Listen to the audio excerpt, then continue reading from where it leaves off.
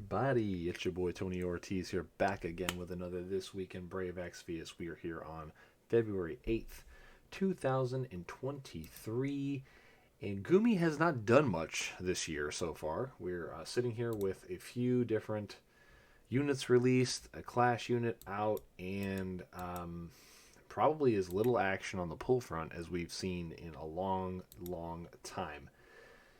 And we will get to all that, but the reason that we're starting already in a battle this week is because I want to show you what is, I would consider, the second worst Dark Visions that we've ever had.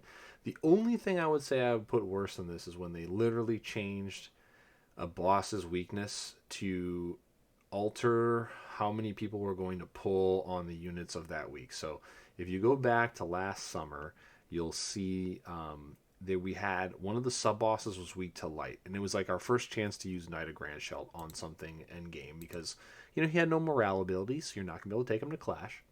They changed the weakness on that boss to light from JP to fire because at the time the Final Fantasy 12 units were out and they wanted you to pull on Balthier and Vaughn. And that didn't sit well with a lot of people, myself included. I really don't appreciate them altering content to try to push sales. I think if you just make good units, especially if you buff units from JP that we all want anyway from the games we enjoy, you'll do a lot better as opposed to shoehorning content into the game that requires them to have a decent performance. I think that's the wrong way to go about it. And the community definitely responded to that. They responded very negatively to that. And they haven't done anything like that since. However, they have done some things like instead of changing every single boss at the very end of DV into weak to nothing and you can bring whatever you want, they have gone the, I don't want to call it lazy, but the less optimized route of just letting the three weaknesses from whatever was in JP carry over. And what's cool is that eventually JP actually has turned around and gone to the other system where the bosses become not weak to anything. So you can just take whatever your best units are. And most strategies maintain the openness of them. But that isn't for another couple DVs if we continue to follow the DV path. So we actually skipped over JP DV 28 because we missed the DV last year. Actually, I think we missed two, if I'm recalling correctly, but we definitely had to get back on pace, and so we skipped DV28. We went straight into DV29, and I don't know how this went down in JP because I don't play JP. I do pay attention to what's going on with the unit releases and what some of their content looks like, just to have an idea of what to prepare for on global. And I don't know if this was as big of a problem there because this does use a 90% break, which JP doesn't have. However, every other unit here JP does have, and I don't see why an 89 break changes what you would be doing here at all. So I just want to kind of show you real quick what happens with this team and the setup, and then there's a couple tweaks you can make to this, but the key is Berserker Riku, who is again almost 6 months old, and there was no reason to pull her whatsoever when she was out, and now you're finding yourself FOMO'd out of maybe finishing in the top 500 or top 1,000 of this DV because you don't have an EX2 Berserker Riku. It does work with EX1 to a lesser extent. Obviously, it works less with an EX2 as it would with an EX3, and obviously it works less because with no pots or doors invested. Obviously, if you don't have Riku up to level 130 or you don't have her attack capped, you'll do a little bit less damage, and then your score will be hampered because of that. But unfortunately, what I'm about to show you is the best way to score points, and I have not seen anyone in a full week put out a strategy that can even come close to rivaling a mediocre RNG roll on this team.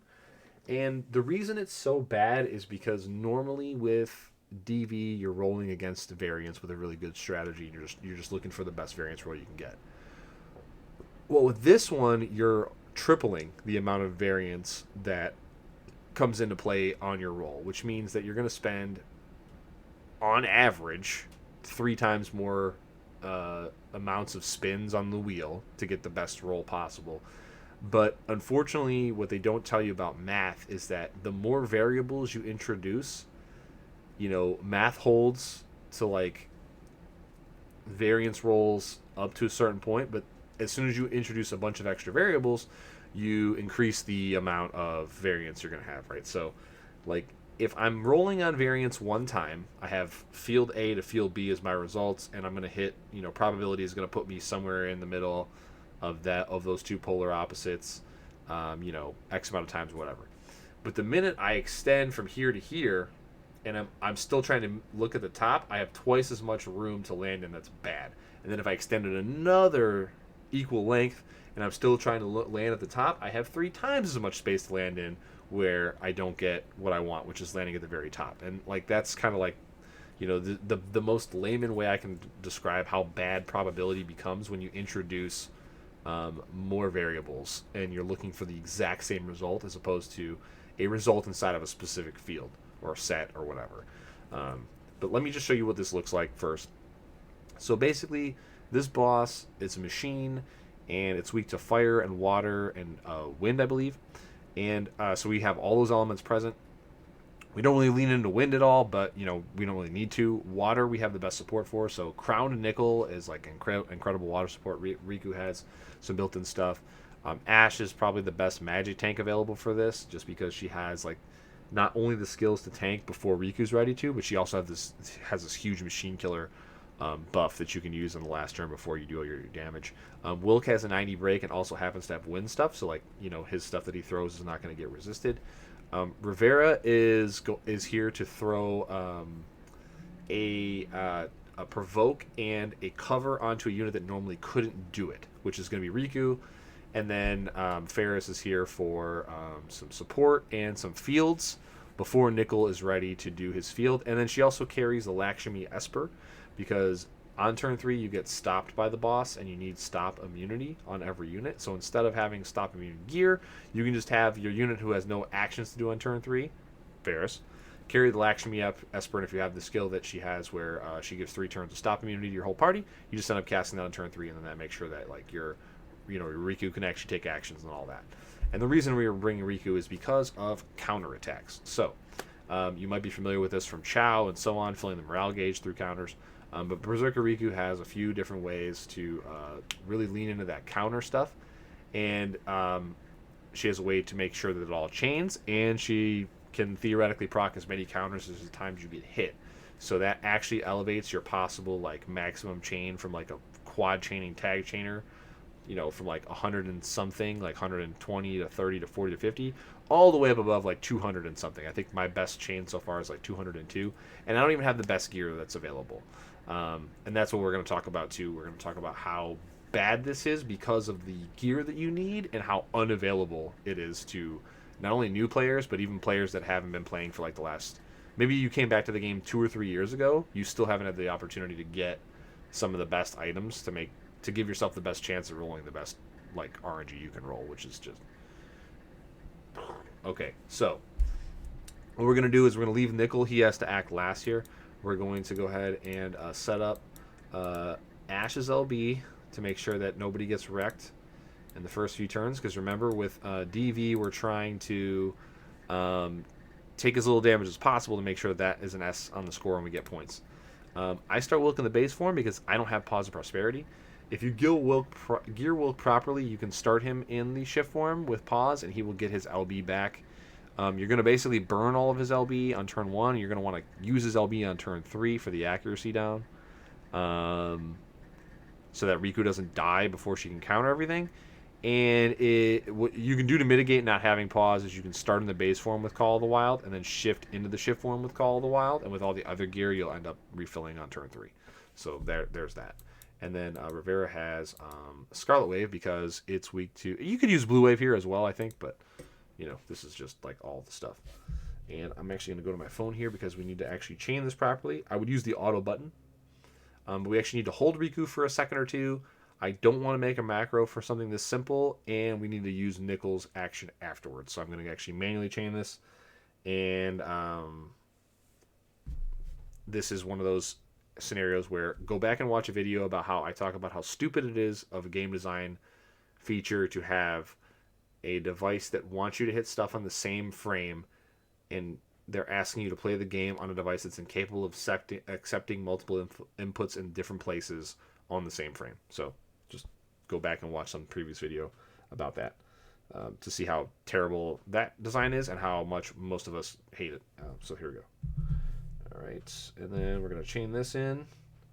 Cool, that's what we're looking for. So we want to get the boss below 90, but we don't want to go, but we want to keep him above 70%.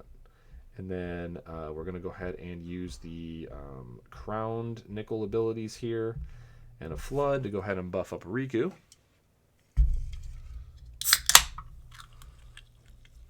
It's not me cracking a cold one. It is Wednesday. Just going to have a little Dr. Pepper. All right. Turn 2. Pretty simple. Riku's going to go ahead and use her LB right away. We don't want to do damage again to the boss here. And we're going to have to use Riku's shifted ability Vajra on turn 3, which is going to probably do about 10%, 9-10% to the boss. So we want to make sure that we don't use anything super damaging up front. We don't want to chain anything. So we're going to go ahead and Nephesite here with Ash. We're going to load up Wilk's 90 break. Make sure that it's not going to chain. Then we'll send that. We're going to go ahead and Mirage up with Rivera here. We're going to go ahead and summon a Waterfield with Ferris. And then we're going to use Nickel's Super Mega Buffski LB to buff everybody up.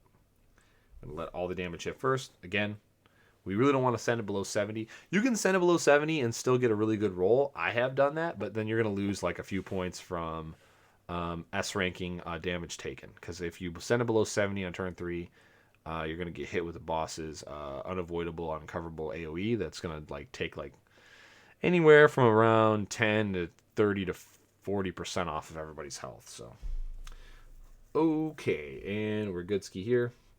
Turn 3, want to shift and Vajra right away with Riku to make sure that it does as little damage as possible.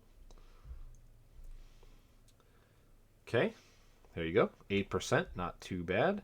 We want to shift with Ash, use her Super Machine Killer buff here on Riku.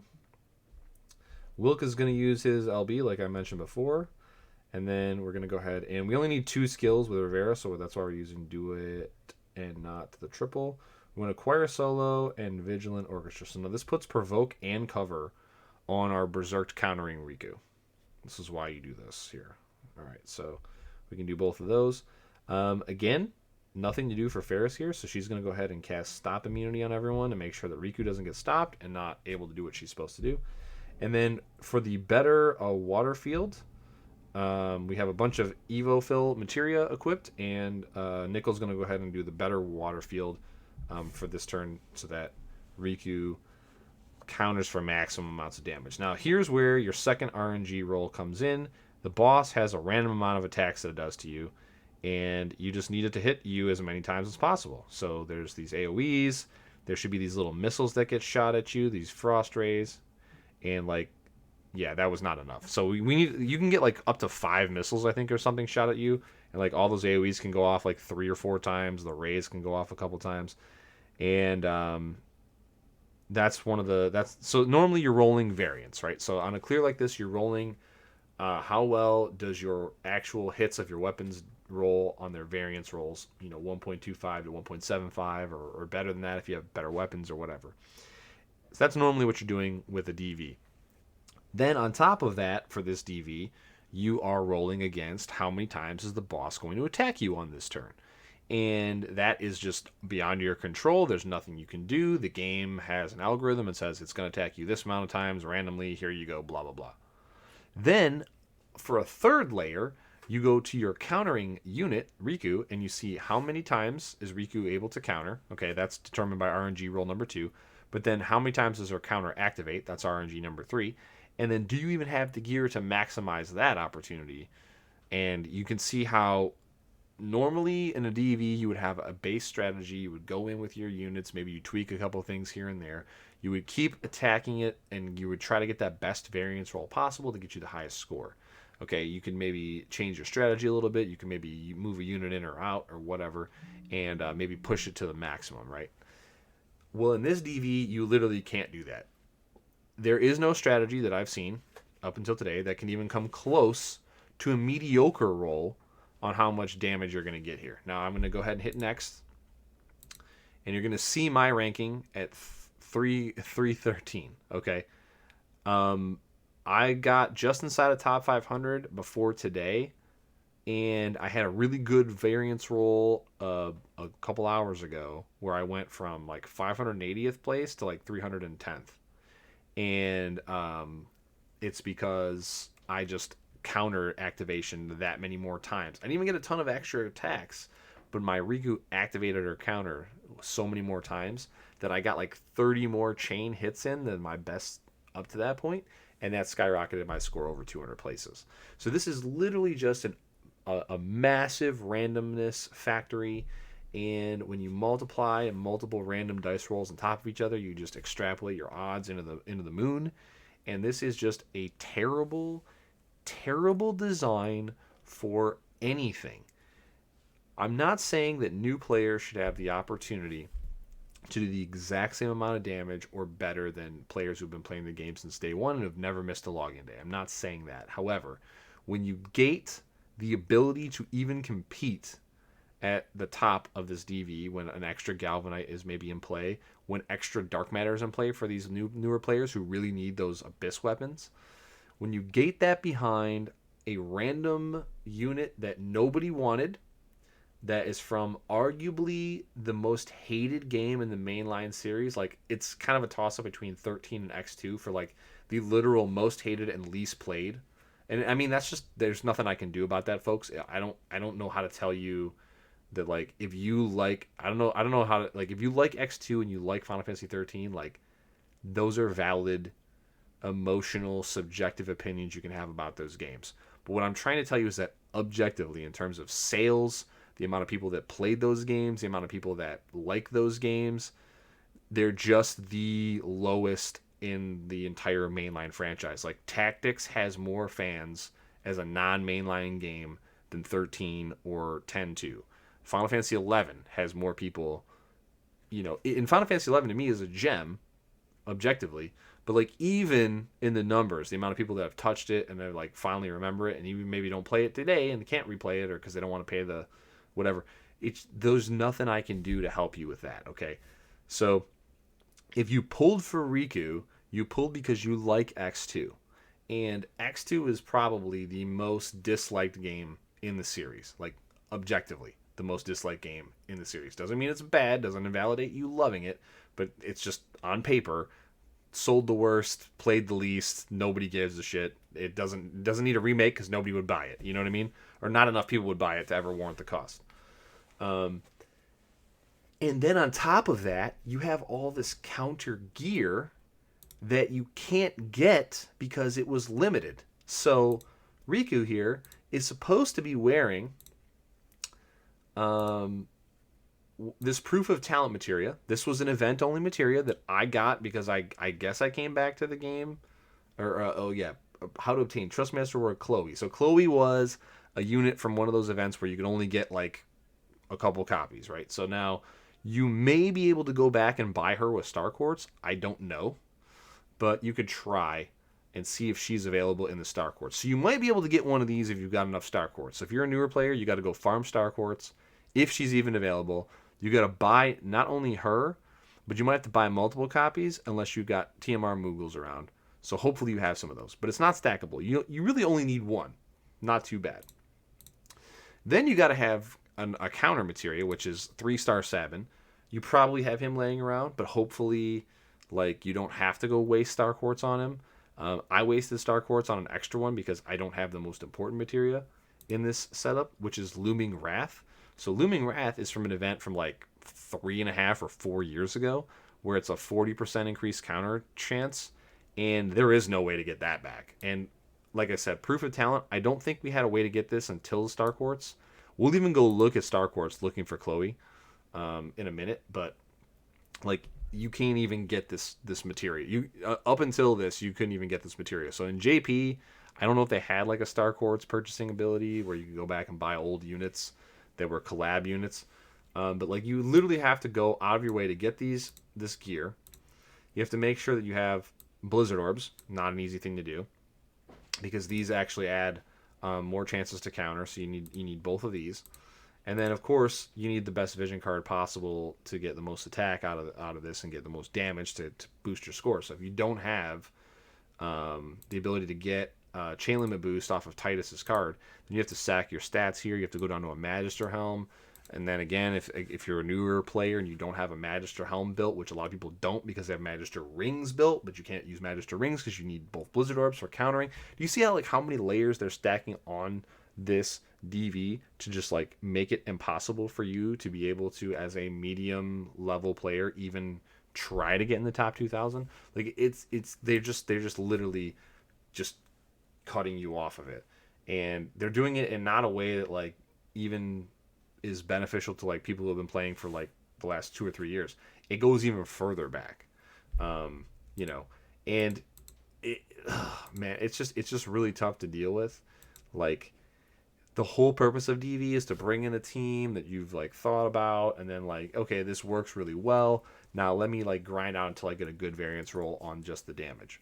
Well, this DV, they're saying, hey, bring in a team like this that puts all the buffs on Riku, and then gives her the ability to take all the hits. And now you just have to wait to roll really, really high on 3 sets of dice 3 times in a row. And until then, just keep resetting and resetting and resetting, and we don't give a shit about how much time or how bored you are with this and how frustrating it is. Just keep re-rolling. And I think that's, not only is it terrible design, I mean, it's obvious it's terrible design, but that it couldn't be prevented by the global team in some way. They couldn't have... I get it, you don't want to nerf Riku and what she does, but like, to make it the only viable strategy is kind of like just a drop of the ball here. There's been arguments about how rank 1 and DV should also be shared. We've had that before. Rank 1 was not shared in Clash of Wills for the first couple, and it just kind of like really turned off anybody from trying, because if you can't compete with the whales, why even bother doing it in the first place? You know, I don't have an issue with them having a shared rank 1 in DV. I don't even have it. I don't have an issue with it being a very high score. You know, because it's supposed to be that mode where you can bring JP units that don't have any use anywhere else in the end game. But having it not be shared and all that is just like absolutely insane at this point, because you're never going to get the community to band together and actually like do this kind of thing without this mess. And then you add this mess on top of it, and then it just snowballs down from there. So, side note, Winamp is back, by the way. I never dropped it, but it did get its first update in like 15 years or something like that. You can somebody bought it, and they are working on it. It is actively back in development. You can go get it right now. I'm just gonna say Google it. It's the best. It's the absolute best music player that's ever been made, and it's still the best music player that we have available. So get in there. But yeah, I mean, like, this DV is just a nightmare. It just shows that Gumi is not paying attention. They don't care enough to alter anything before it gets to global, unless it's like, you know, so obvious it's going to screw them over on the revenue side that they're just not like, you know, paying attention. And I get it. They probably have directors above Hiroki that are stupid as shit and don't know how to spend their money, and they won't hire those extra programmers or keep them on staff. They still haven't gone out and tried to find a real community replacement for, you know, our favorite person. And it just reeks of incompetence, or it reeks of them giving up. And if you look at what Square Enix has been doing in the last 3 or 4 quarters, you know, I'll go back to even the beginning of 2022 when they like were all in on NFTs last year, and then they reiterated how they're still all in on NFTs this year, and they've closed down every other mobile game that they've published except for like Brave Exvius and War of the Visions. Obviously, Square has no clue how to make money on the mobile games that they're already publishing. So if Gumi and Alim are going to be spineless and not say, hey, this is how we make the most revenue, please support us as the publisher, then the rest of us are going to suffer with a mediocre product for as long as it exists. And I've been making this case for probably the better part of 6 months now, ever since the ball got dropped after Anniversary. And this is just another just like another example of how they're dropping the ball. So, you know, I was actually even considering not even hitting this boss in protest, but like having off-bannered Riku and enough to have her EX2 and then having enough Cactuars to let it sit around, I figured why not? I'll just take the Lapis, because like there's no way the whole community is going to band together and not hit this boss. Which would have been hilarious if we all just didn't hit the boss at the end and like shared rank 1 anyway. That would have been like, but you're never going to get unilateral support for something on that scale. But like this is what I was warning about months ago when I was talking in October and November about how, like we waited all this extra time for Nier and like they didn't do enough, nowhere near enough, how nowhere near enough, how they dropped the ball in the holiday, how they dropped the ball in Lunar New Year, not giving us content, not giving us units that are worth it, not giving us engaging content. Like it's obvious that this is the new normal. So, I'm not saying quit the game. I'm not quitting the game. I love the community. I'm not going anywhere. But the reason I stopped even buying a Fountain of Lapis after Nier, especially once we got into the holiday season, is obvious to people now. Like, I not only at the time showed why it's not a good move to invest in the game at the moment, but why we are probably going to see the same thing for the next 5 to 6 months. Because as we know, JP is in front of us by that much time. Even if Gumi makes good decisions, it takes a long time because they're understaffed and they don't have the money to actually hire the people that they need because bad directors or whoever at the top don't want to invest. You don't get more revenue by making a worse product. You make a better product to get more revenue, to get more profit. Again, I don't know how many times we have to repeat this, but there it is. Even after, we had a very poor post-anniversary 2022. And going into holidays, seeing it get even worse was like, okay, even if they can course correct this, they're not going to course correct it before like April. So here we are. This is why you shouldn't be putting money into the game.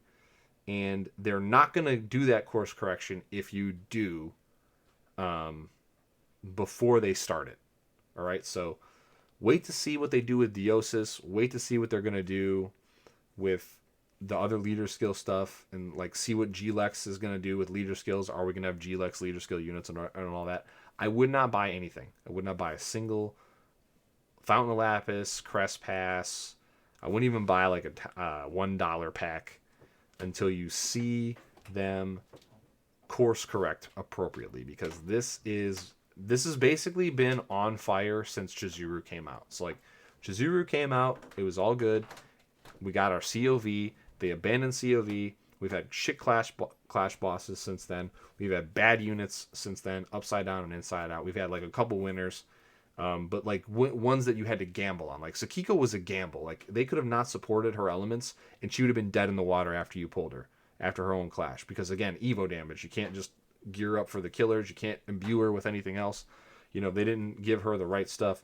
They could have easily bungled that. And they did. They bungled Nier and they bungled Ayaka by making those bosses like, they got their own boss and then they got nothing. And Ayaka's boss is so impossible to deal with. Like nobody even wanted to do it. So again, the stuff that I said was going to happen in November is happening right now. I said in November, this is going to happen in the next few months. It's happening, and you will be punished if you spend money in this time. And like, this is just another like box on the stack or the palette of stuff, relating to that point. All right, so let's move on. We've discussed how bad DV is this week, the triple RNG being terrible, the gear, and not only the gear, but like the availability of the gear. Like you can't. It's not like they reran the Looming Wrath materia in an event right before this came out, which they could have done to mitigate the problem.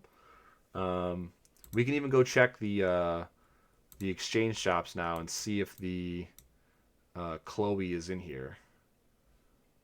I don't actually remember what um, base star Chloe is. Let me just pull Chloe up real quick here.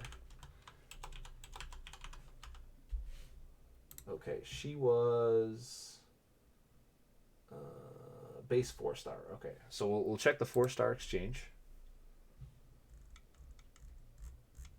But she came with an event, and so she's an event only unit. So if before you didn't have a Chloe, without this way to buy her, you would not be able to buy one.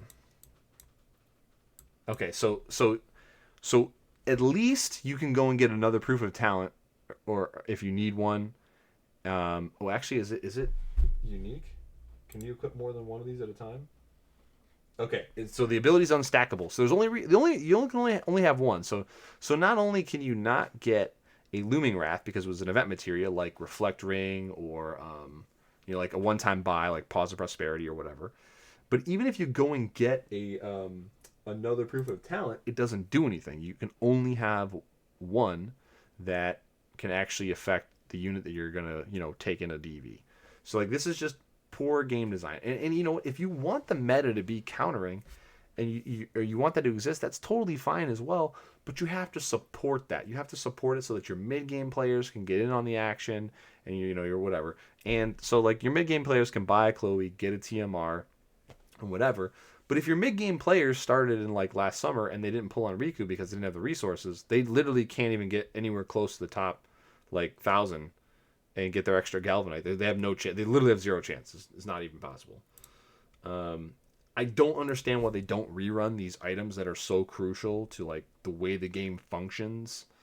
Like Reflect Ring is like debatable. Like you can get it on an Esper, you can get it on a different piece of gear. Some units have the ability to cast it or whatever. There is no increased counter rate materia other than Chloe's TMR and the Looming Wrath that's from an event only.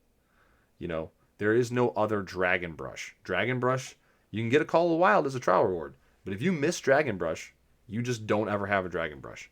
And there's so few items that actually do that same effect. Dragon Brush, Call of the Wild, and Positive Prosperity. Positive Prosperity was a one-time buy that was like an awful hedge that was going to make us pay 5k Lapis for a required piece of gear. Enough people didn't buy it to where they only tried it one more time and then gave up on it, but we still feel the effects of how bad that was to this day when we don't have an extra LB boost item or accessory that we need to get some of these easier strats to work.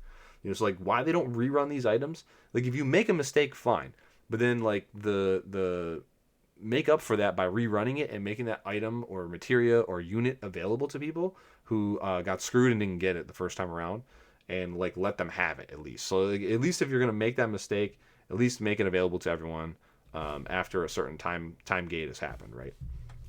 I mean, this is really not. These are not advanced concepts in game design or like business practices. They're just basic, common sense type stuff.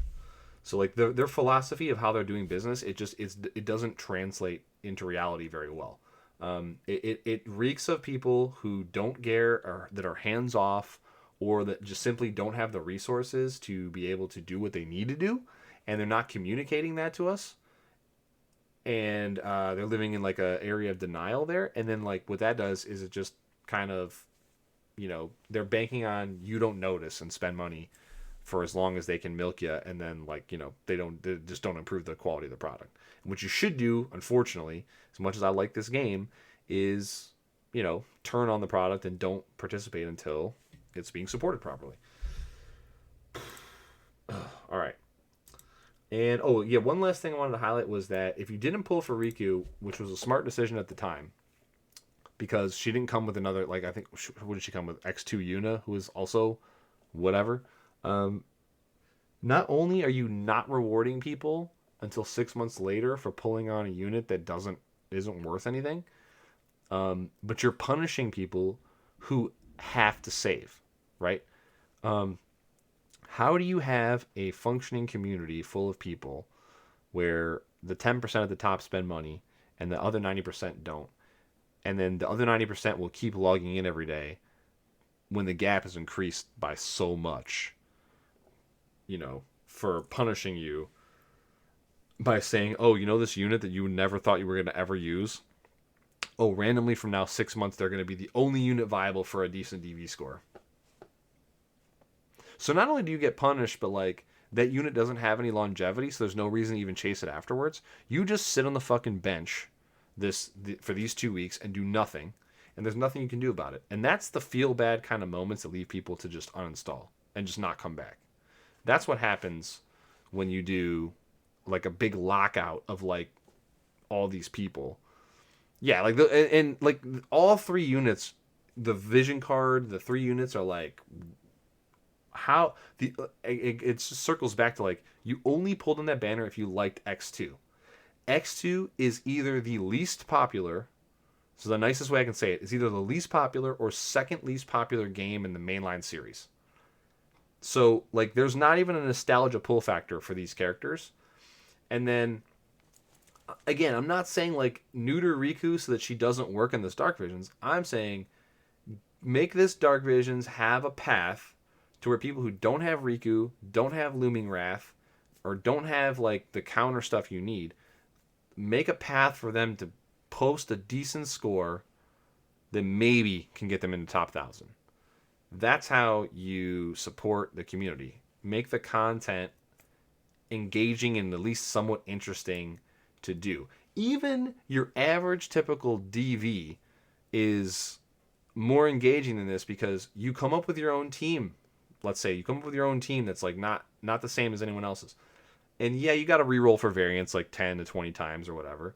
But maybe you figure out, oh, maybe I should do something in this different order because of whatever, X, Y, and Z. Well, and now we're in this DV where like there's literally just load up Riku with the buffs that she needs. Don't do too much damage to the boss to trigger his second phase. And then roll your fucking dice out there. Oh, and since you're rolling 3 sets of dice, make sure that you have at least 7 or 8 amount of the times of you having to actually roll the dice before you get a randomly decent score. And like we looked at my score. I'm fully cemented in the top 500 now, and I'm probably not going to be able to be pushed out in the last couple hours. So this doesn't affect me personally, right? Like I off-bannered Riku, and I had extra Cactuars, and I off-bannered enough copies of Riku to get it. But that's not the point. The point is the community is going to collapse around this bad, terrible stuff. And it's better for me if I want to keep playing this game, and everybody wants to keep playing this game, if content like this is fixed and, before we get it, and it discourages people. And it's just another example of how Gumi continues to fail at preventing these things from happening when they have a 6-month lead time. So, again, I wish there was like better news to report on this, but there just isn't. I'm sorry. DV is going to last for another week, right? Yeah. So there's going to be one more week. So I'm probably going to... So here's the thing, right? So even then, I got a decent roll. I got an over 200 chain. I'm probably going to get pushed out of top 500 between now and 7 days from now. So I'm going to have to come back to DV, and I'm going to have to triple RNG roll, like another 100 to 300 energy to just try to get a little bit higher of a score to stick myself back inside of the top 500, right? If I want that extra lapis or whatever. And it's just, at least if I was like applying a strat that like had a chance of competing with other strategies, it wouldn't be as frustrating and boring as it is. But since we're just literally throwing up 3 half-court basketball shots, praying that all 3 of them go in with the exact same technique every time, at what point do you just like kick the ball across the court and say, fuck this, I'm out of here? And that's not how you get people engaged in the content. And if people aren't engaged in the content, they're not buying the units. And if they're not buying the units, you don't have revenue. I don't know. I don't know how they have no business plan. They have bad business philosophy. And like, this kind of thing leads me to believe that we're kind of like, I don't want to be doom and gloom here, but you can only survive so long on selling people NFTs of their favorite Final Fantasy pixel art characters. If you can't do anything with them, people are going to pass on them. So I don't know what they're doing. I don't know where their headspace is at. It doesn't make any sense to me. And it's par for the course. But it's like the first major event since December that follows the pattern that I was describing in late November and early December of like, we're probably going to go through 6 months of terrible, terrible stuff. And this is not the time to spend money. This is the time to like make a statement and be like, fix this stuff, and then maybe we'll spend some money. Anyway, Blue Mage Fina got some crowns. She's terrible. Even with crown, she's awful. This might be the one where you go and trade in your 4 crowns for a gold crown, because like even if you crown Blue Mage Fina, she's still trash. So like I don't even really know if you should bother with this. Then they brought back these stages, none of which are interesting. The boss rush in the middle is kind of difficult because you have to bring a very specific party to make sure you can do enough damage through all the stages. But your reward for re-clearing all of these is 100 lapis each. So for wasting all this energy and all of your time, you can have 100 lapis per one. Not 1,000 lapis per one, not 500 lapis per one, 100 lapis. I mean, I guess they wanted you to just ignore this so you could spend like 1,000 energy re-rolling DV over a couple days. But yeah, here it is. Item World reset. Item World is the second worst piece of content in the game. It is the same crap over and over, and awful. And I hate it. And only the friends list is worse than this. And like I said, I didn't expect them to be able to course correct this quickly. I also didn't expect Lunar New Year to be an absolute shit show and dud. And honestly, I don't know what we're going to get on this live stream on Sunday, but I feel like it's going to be more of the same. I feel like we're going to get a very narrow, limited unit that doesn't do a whole lot. And this is the new normal. And it's intentional. Gumi has every right to give you an amazingly good unit and good Ka. And they just have decided not to since last anniversary. And I don't see us getting a course correction before this anniversary. I just don't see it. I wish I could. But I won't delude myself or anybody else. And, well, I just hope that they can do something before anniversary to kind of like sort of right the ship and, you know, all that. That being said, the units this week were hot garbage. Fina is an old unit that is even older in GLX and or in Global and didn't get upgrades that she needed to compete. Runda is just so far below all the other units of his same type. He looks cool, but that's it. Neither unit is bringing gear to the table that's even worth considering pulling for. This is how bad the run has been since Ayaka has been released. I have 80 tickets just sitting around. You know, I have like a bunch of. I think I blew all my 10+1s during Cleom just to see if I could spike her, but like I've already got a few 10 pulls back. I've got all these EX tickets back, and there hasn't really been a whole lot of content to even do. So we've gotten like 112 types in the last month and a half. We're getting the last one tomorrow. And we're getting some content tomorrow, but we're getting the second half of Final Fantasy V, which again is weird. I don't know why you don't do Final Fantasy V 2 weeks in a row, so that now the Final Fantasy V content's going to go away, and then we're going to get another Final Fantasy V. I don't get it. Like I said, it's either massive incompetence or they're just in so deep into maintenance mode where they can't hire any programmers or people that like know what they're doing. I honestly, to me, if you play this game in French or German or Russian or Spanish or one of the other 3 or 4 languages that it gets translated into on Global, please like let me know if that the translations are actually decent. Like there's not a bunch of mistakes. Because like that they are able to even translate the language to me is a miracle. Because they can't do the bare minimum of what is required to make the game engaging. So I'm hoping that like at least the translators are like well compensated and like doing a good job. Because the rest of them, I mean, if this game wasn't alive on the back of the Final Fantasy series and the legacy and all the fans of it, and like the desire to have a turn-based style game that doesn't demand you auto farm for like 12 hours straight with the app open on your phone. If those two things weren't in play, this game would have been dead a year or two ago. And the only reason it's still alive now in the global scene is because of those two things I just mentioned. Gumi's got a lot of work to do.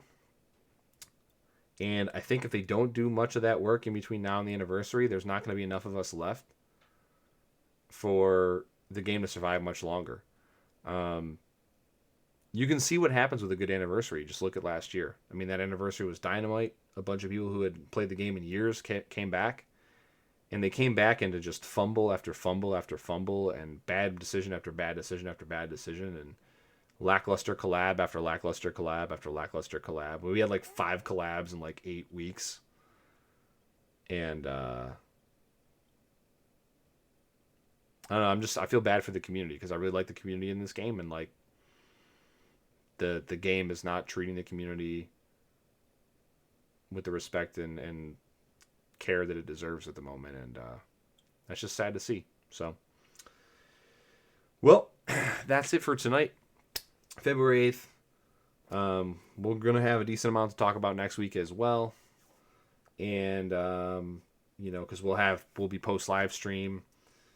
That's on Sunday. I will not be watching that, as I mentioned after the last live stream. I will not be participating in any kind of live streams from here on out because I just feel like they're a giant waste of time. They don't actually give us enough information. They're not community centric. Like they make up like 1 or 2 questions that they say the community asked that none of us give a shit about, and they answer those. They waste like the first 20 minutes with some stupid game that doesn't matter, and we get a prize we were all going to get anyway. I'm just not going to bother with it. Interestingly enough, I think if you live in the United States, there's like a big like sporting event on Sunday. My game's at 9 a.m. in the morning, but I don't know, something else I think is going on Sunday.